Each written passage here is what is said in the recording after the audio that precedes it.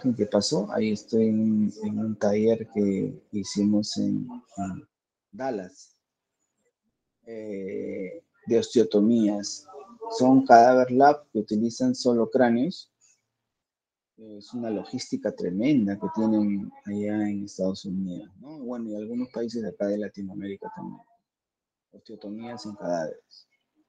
La siguiente, pon Alexander. Sí, doctor. ¿Qué teoría? La de... La de quistes y tumores ontogénicos. Ya, ok. Ya, sí, en esa clase tenemos dos juntas, ¿ya? Quistes, tumores ontogénicos y también está ahí la de cáncer de cavidad nasal y senos paranasales.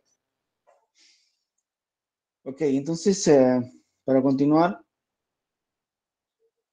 aquí vamos a ver en esta imagen cómo una pieza dentaria está produciendo el desplazamiento de otras porque se ha formado un quiste, ¿no?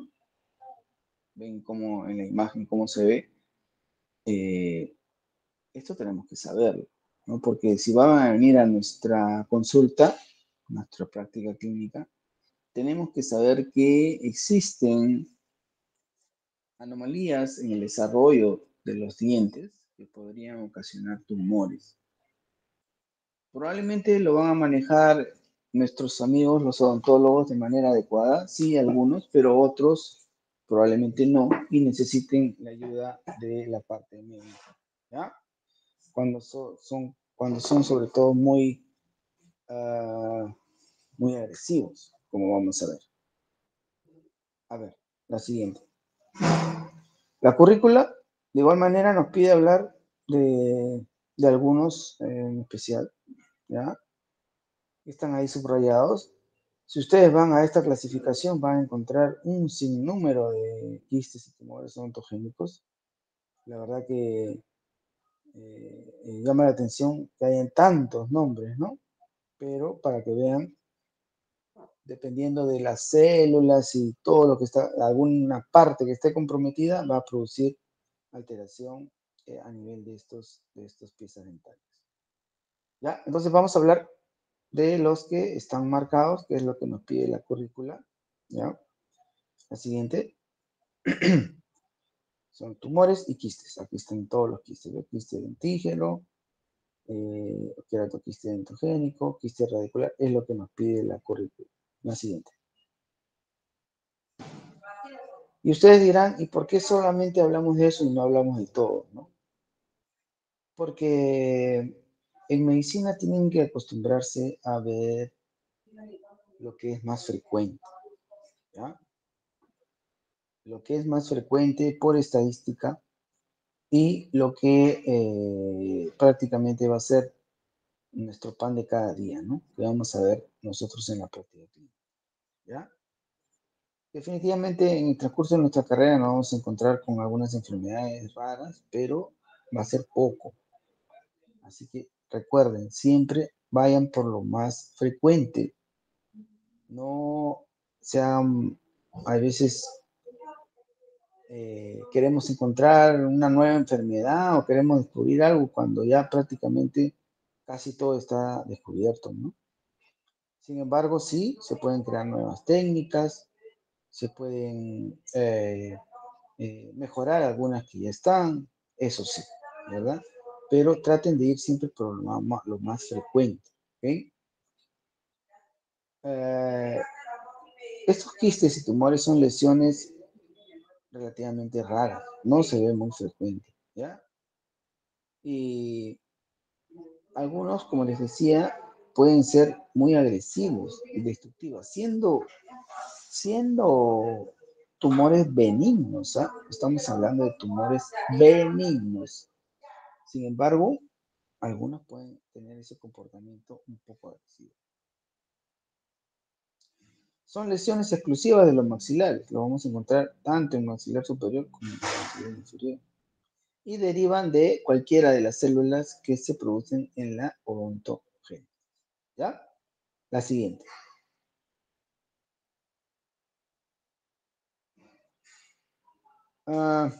Miren, ve. Miren, vean cómo la formación embriológica de una pieza dentaria involucra tantas partes, ¿no? Uno a veces dice, no pensé que tenía tantas partes un diente, pero sí, miren, todas las partes anatómicas que pueden involucrar a un desarrollo de un quiste o un tumor odontogénico. Porque si falla alguno de esos tejidos, se va a producir dicho tumor. ¿Ya? Quiero que tomen importancia a esta parte inferior derecha que dice cemento radicular. ¿Ya? Cemento radicular, ligamento periodontal y hueso alveolar.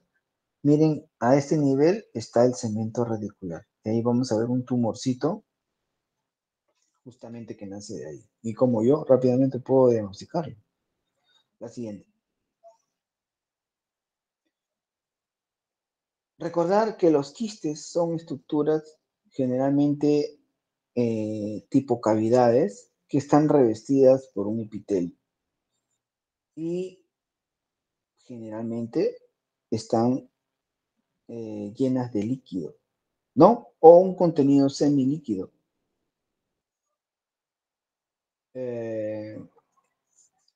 O puede ser también mixto, ¿ya? Puede ser también mixto.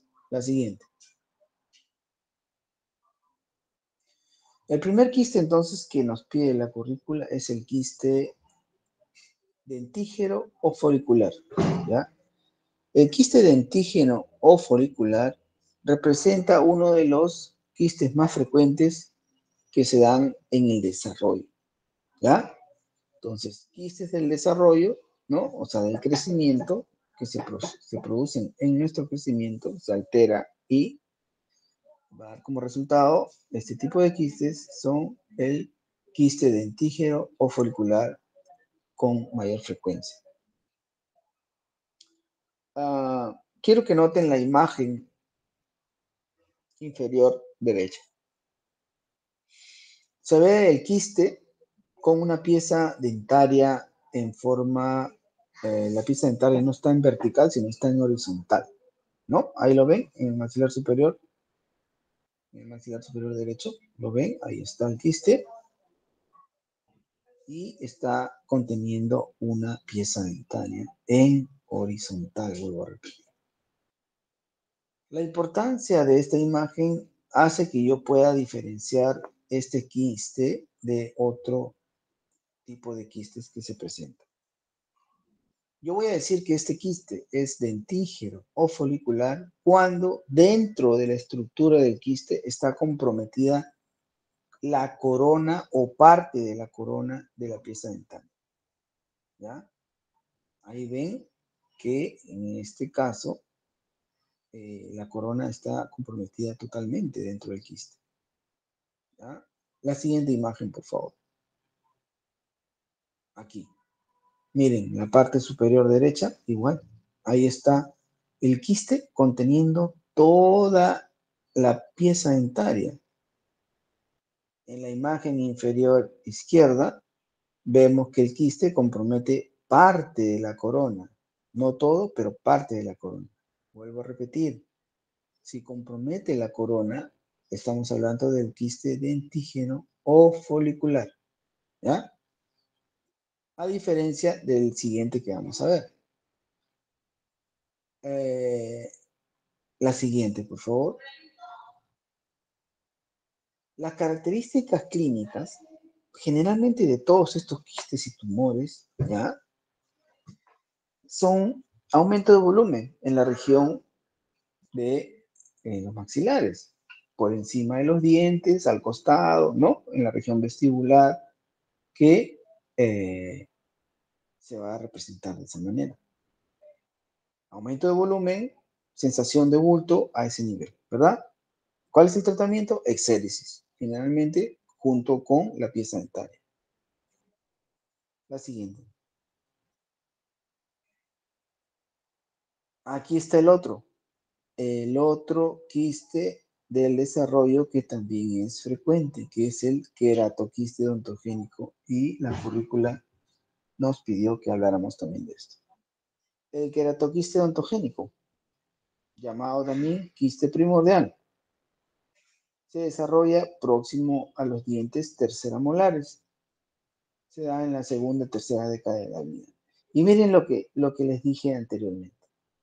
A diferencia del anterior quiste que acabamos de ver, en este caso compromete la pieza dentaria, pero no, no incluye la corona. No está incluida la corona en el quiste. De esta manera yo puedo decir que este quiste no es un quiste dentígero folicular, sino es un quiste primordial o un queratoquiste. ¿Ya? Esa es la diferencia. La siguiente.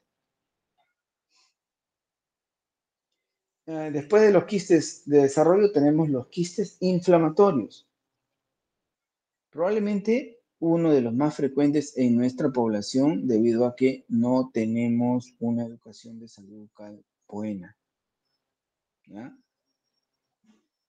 Ustedes van a rotar en hospitales de periferia y van a encontrar personas de 30 años, 35 años que ya tienen pérdida de varias piezas dentarias. O sea, ¿cómo puede ser posible que una persona tan joven no tenga problemas ya de falta de piezas dentarias o remanentes radiculares en mal estado, sucios, ¿no? Eh, eh, no puede, ustedes mismos se van a dar cuenta. Entonces, no tenemos una política de salud bucal adecuada, como en otros países, por ejemplo. Entonces, va a ser muy frecuente estos quistes inflamatorios, puesto que tienen que ver justamente con esto, con un adecuado eh, manejo, con una adecuada limpieza de la cavidad oral, ¿no? Mantenimiento, evaluaciones, ¿no? No somos muy partícipes de hacer prevención en lo que es salud bucal, sino así, vamos a decir, al odontólogo vamos a ir todos cuando ya nos duele el diente, ¿no? Y esto es, ¿no? Algunos esperan hasta lo último, ya cuando ya no aguantan, para recién ir al odontólogo, ¿no? Donde ya la cosa ya está complicada, pues, ¿no? Termina o en endodoncia o probablemente termina en exéresis, ¿no? Y eso está mal, pues, ¿no? La etiología es persistencia de los restos de las piezas dentarias, ¿no?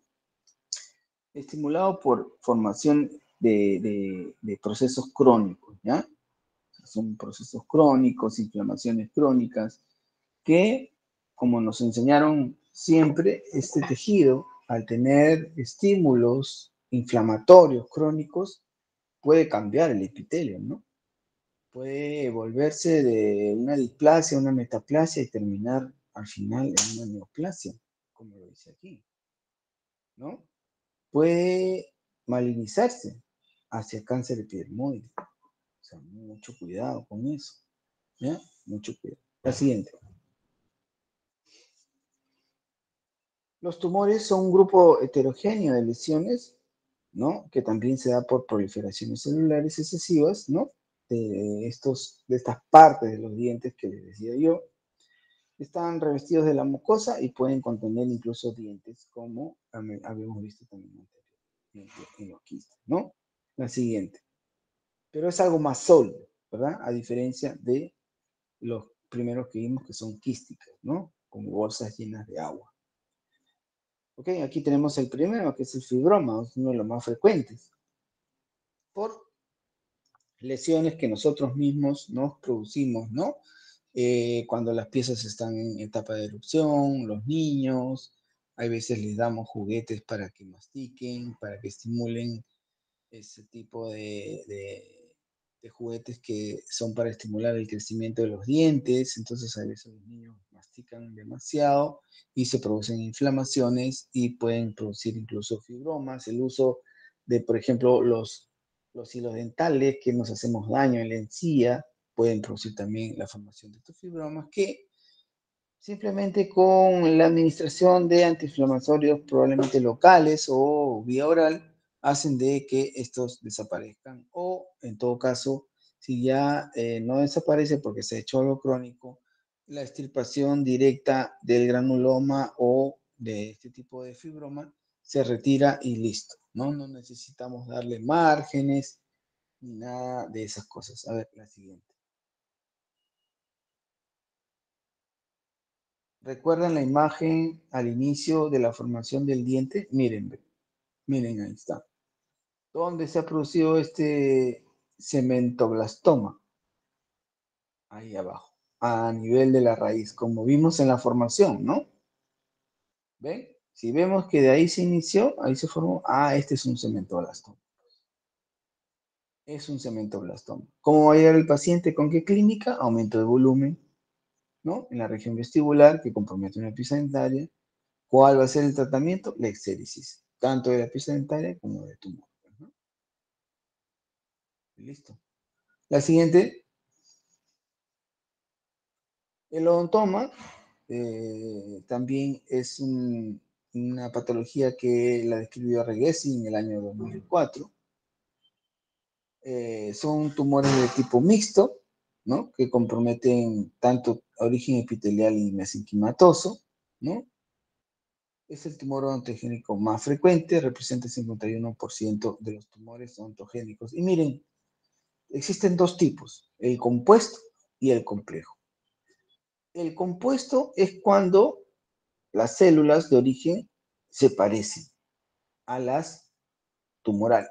Y el complejo es cuando las células son totalmente alteradas, ¿no? Sin llegar al grado de atipia, que vendría a ser ya un problema de un cáncer, ¿no?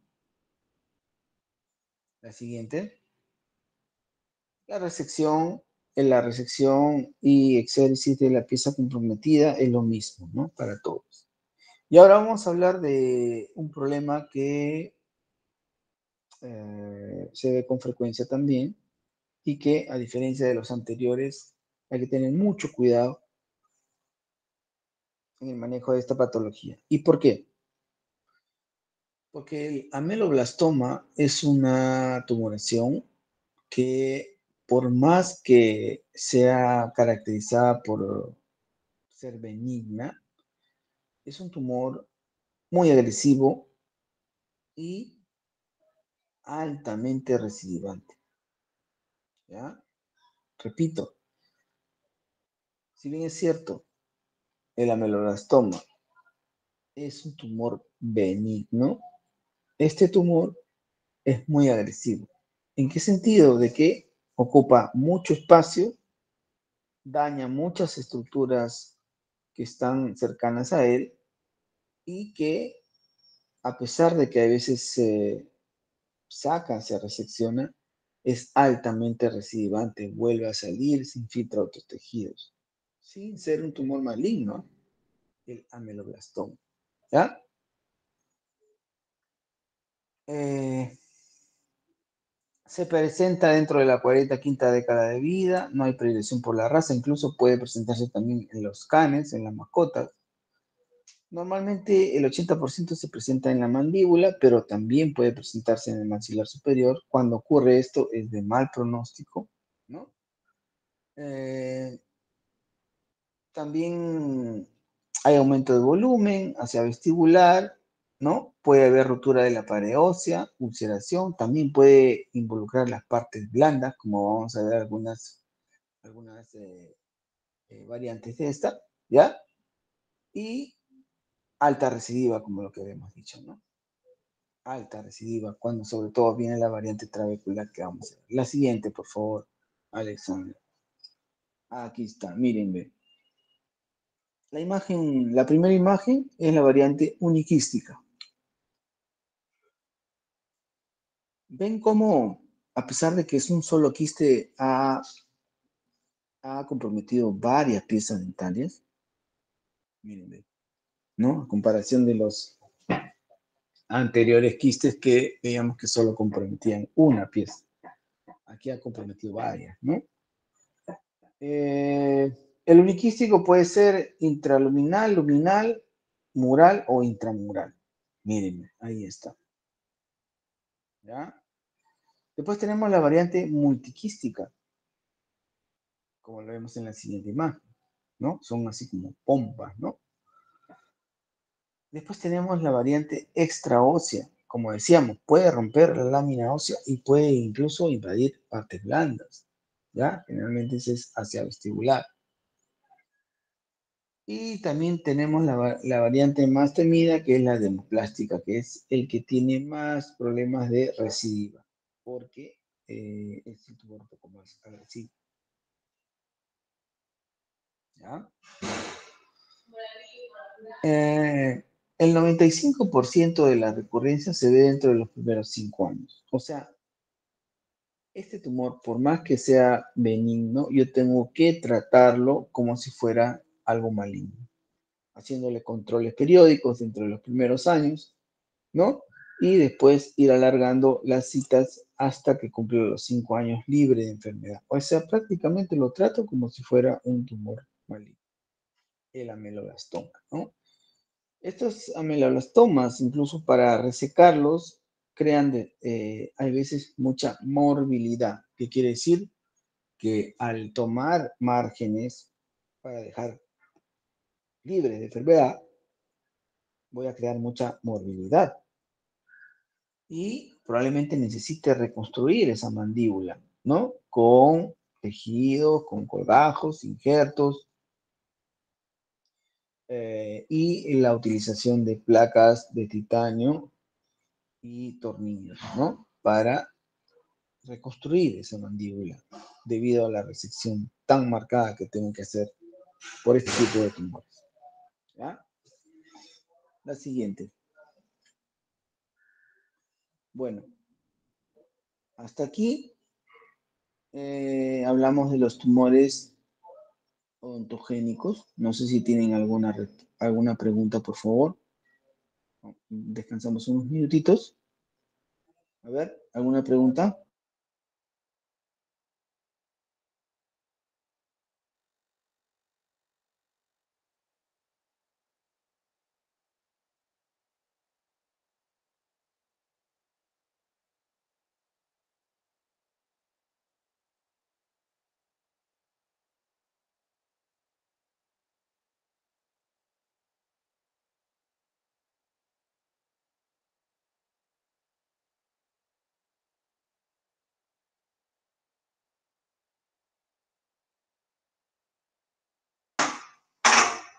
Bueno, si no hay preguntas, entonces continuamos, ¿ya? Para terminar rápido. Ahora vamos a hablar de los tumores malignos o cáncer de cavidad nasal y senos paranasales, ¿ya? En el maxilar superior, específicamente cavidad nasal y senos paranasales, tenemos muchas estructuras y muchos tejidos que pueden darnos origen a carcinomas, a tumores malignos, ¿ya? Hay que recordar que en cabeza y cuello el tumor maligno más frecuente es el carcinoma epidermoide. Bueno, en cavidad nasal y senos paranasales es lo mismo, debido a que tenemos epitelios, el epitelio schneideriano, que es escamoso, va a dar como resultado que nuestro primer tumor maligno a la cabeza sea el carcinoma epidermoide, también llamado espinocelular o escamoso, como lo vemos acá. ¿Ya?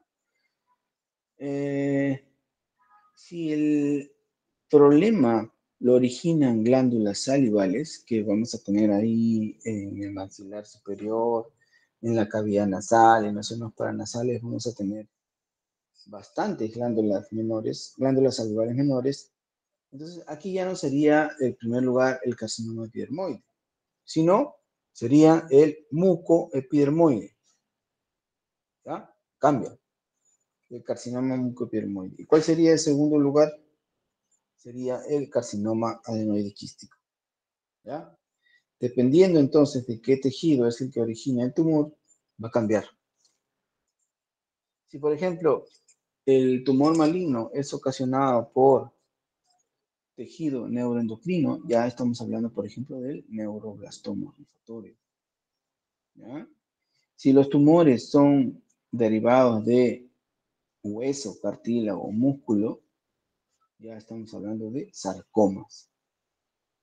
Entonces, miren toda la infinidad de tumores que se pueden presentar en la cavidad nasal y senos paranasales. Pero a la cabeza, vuelvo a repetir, lo más frecuente es el carcinoma epidurmal. La siguiente, por favor.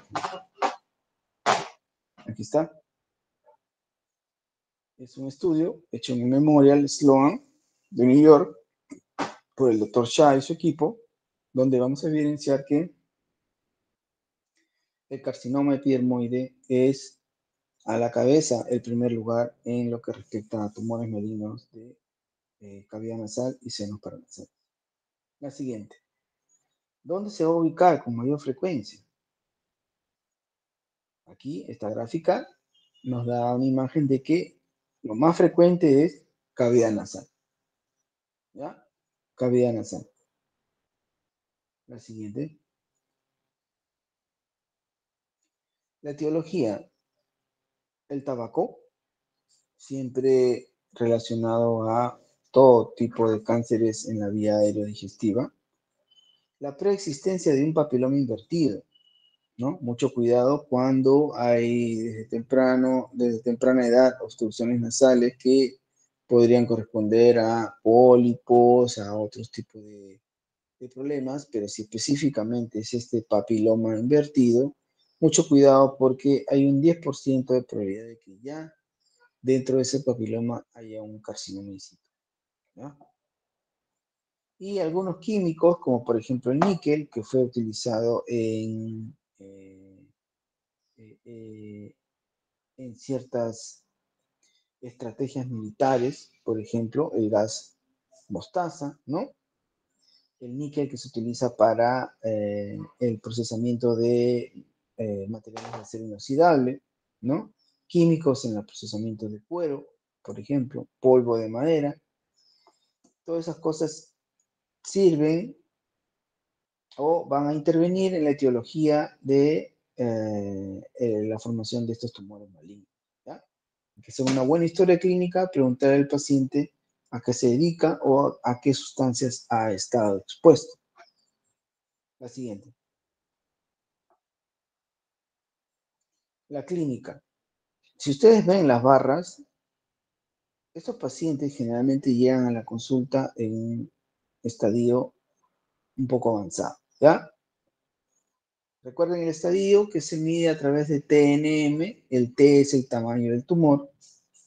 Entonces, miren, estos pacientes llegan con por lo menos un T3, casi el 58% llega ya a la consulta con un T3, ¿no? Entonces, estamos hablando que estadio 1 o 2 ya no sería, ¿ya? Entonces, un T3. ¿Y por qué? Porque los primeros meses de esta patología son asintomáticos, debido a que la cavidad nasal y senos paranasales son cavidades amplias, pues, amplias, que pueden enmascarar algo, ¿no? Puede enmascarar, por ejemplo, una rinitis, alergia, el paciente tiene obstrucciones, dice, no, es una obstrucción nasal, tiene incluso hemorragias nasales, ¿no? Es una epistaxis y pasan desapercibido y no le hacen el correcto o la correcta evaluación, ¿ya? Pues es por eso que, debido a que son cavidades muy amplias, esta patología va a llegar cuando ya está un poco avanzada, ¿ya? Más o menos, estamos hablando de 6 meses.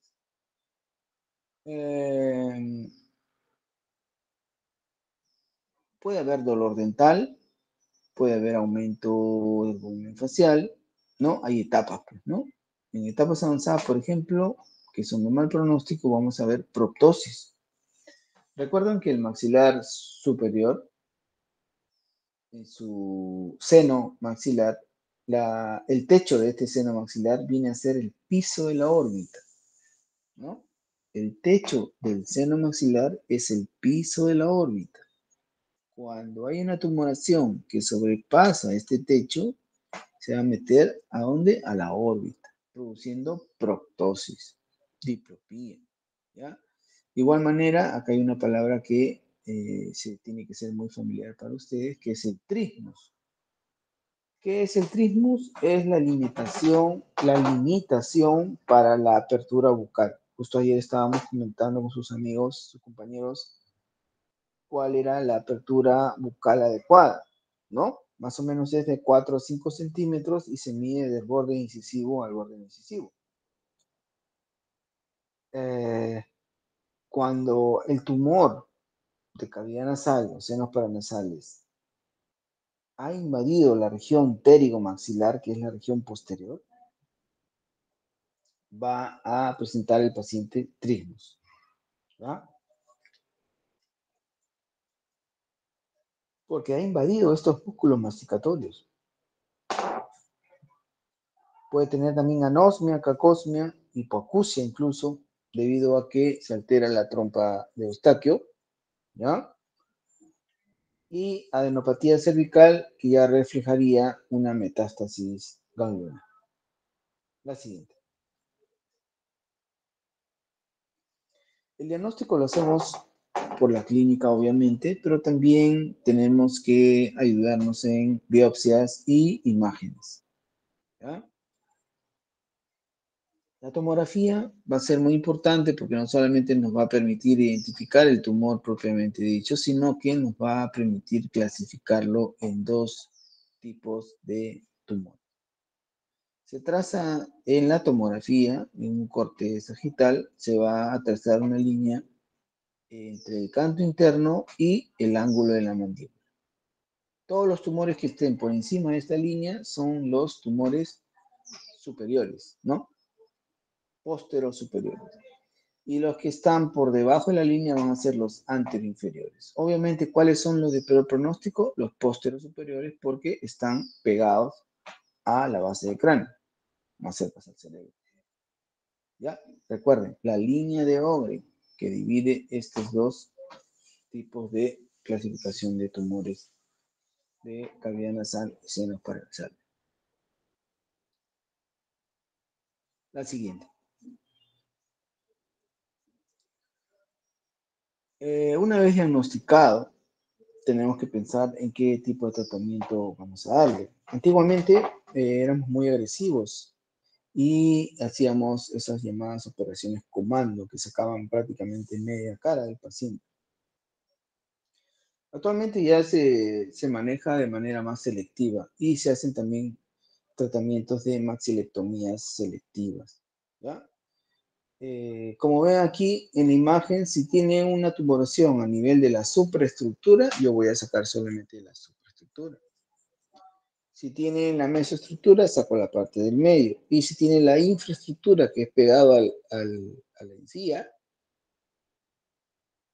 o al paladar, yo voy a sacar solamente esa parte que es la infraestructura, ¿ya? Obviamente, si tengo un tumor ya mucho más avanzado, que incluso compromete la órbita, voy a hacer una maxilectomía total, ¿ya? La siguiente. Ahí está. ¿Cómo voy a hacer esa maxilectomía? Hago una incisión de Weber-Ferguson, como lo ven en la imagen de la izquierda, ¿no? Es subciliar, de ahí voy lateral a la nariz y de ahí voy medial a los labios, ¿ya? De esa manera yo logro aperturar todo el maxilar superior y lo expongo, ¿no? Está todo expuesto el maxilar, ¿ya? Y de acuerdo a mi plan, saco la infraestructura, la mesoestructura o la supraestructura o la maxilectomía total, ¿ya? La siguiente. Una vez que he retirado el maxilar dañado, voy a producir otra vez la palabra esta que es morbilidad, ¿no? Voy a crear un hueco, una comunicación entre la cavidad oral y la cavidad nasal. Ningún paciente puede sobrevivir con esa comunicación, porque no va a poder ni comunicarse, ni tampoco va a poder alimentarse. Entonces, toda la comida, si no tienes una división entre esas dos estructuras, toda la comida se va a ir a la cavidad nasal. Por ese motivo utilizamos obturadores, que son esos que ven en la imagen superior izquierda, ¿ya? Obturadores que son como unas prótesis, ¿ya? Para tapar el hueco. Esta prótesis al inicio va a ser temporal debido a que el tejido tiene que cicatrizar y posteriormente ya hago prótesis definitivas o obturadores definitivos que van a permitir tapar este hueco y que el paciente pueda hablar y también comer, ¿no? Con normalidad. Tratamientos complementarios, la radioterapia, quimioterapia y actualmente también se utilizan algunos biológicos. ¿Ya? La siguiente. El pronóstico es inversamente proporcional al estadio, ¿no? Dijimos que estos pacientes no son de buen pronóstico debido a que generalmente llegan en un estadio avanzado, ¿no? Porque la cavidad nasal ha enmascarado los síntomas, ¿no? Es una cavidad bien amplia, no me ha dado síntomas en las primeras etapas y ya presenta síntomas cuando está muy avanzado. Esta gráfica nos representa eso, incluso nos da una idea de cuánto sería la probabilidad de que vuelva a crecer el tumor en un paciente que presente este tipo de tumoración, ¿no? La siguiente. Factores pronósticos. Recuerden la línea de Oren que dijimos, ¿no? Los tumores ubicados en la parte posterior superior de la línea de Oren son los de peor pronóstico porque están pegados al cráneo. ¿Ah? Si la enfermedad ha invadido ya la órbita,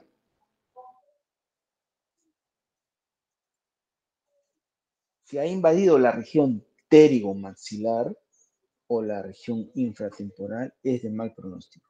Asimismo, extensión extranodal, tipo de tumor, recuerden, pobremente diferenciado, es peor que bien diferenciado, y recidiva loco-regional dentro del primer año es mal pronóstico. ¿Ya? Mal pronóstico. La siguiente. Aquí estoy con el doctor Shah haciendo mis prácticas en el Memorial Sloan en el año 2014 cuando era residente de tercer año.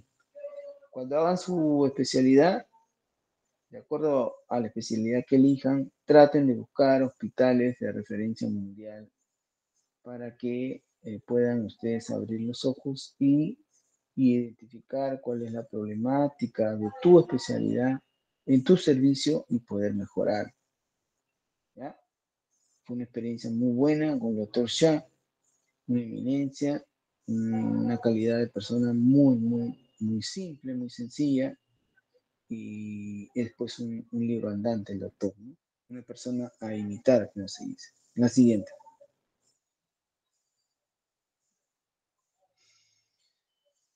Entonces, el último tema que nos quedaría por hablar es el de fracturas.